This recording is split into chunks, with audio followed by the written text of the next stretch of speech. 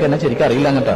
ഞാൻ എന്റെ വീട് വെച്ചിട്ട് വീട് വിറ്റിട്ട് വേറെ വീട് വെച്ച് കൊടുത്ത ആളാണ്. 15 വർഷം വാടക വാങ്ങിച്ചിട്ട് ഞാൻ വീട് വെച്ചു.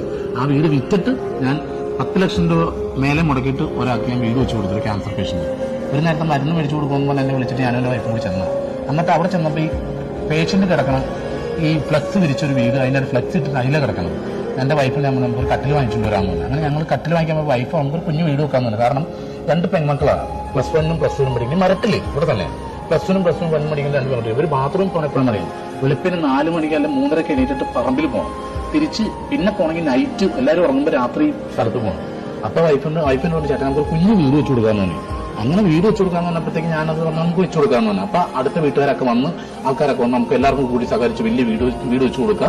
പിന്നെ ഒരു കല്ലെടുക്കാൻ ഒരാൾ വെച്ചിട്ടുണ്ടാവും, പിന്നെ ലേബർ ചാർജ് കൊടുക്കേണ്ടി വരില്ല എന്നൊക്കെ പറഞ്ഞു. ഫസ്റ്റ് കല്ലിട്ടെന്ന് എല്ലാവരും വന്ന പിന്നെ ആരും വന്നില്ല. പിന്നെ ഞാനും വൈഫും എന്റെ ഈ പറഞ്ഞ പയ്യനും മദാനീസ് എന്ന് പറഞ്ഞ അവനും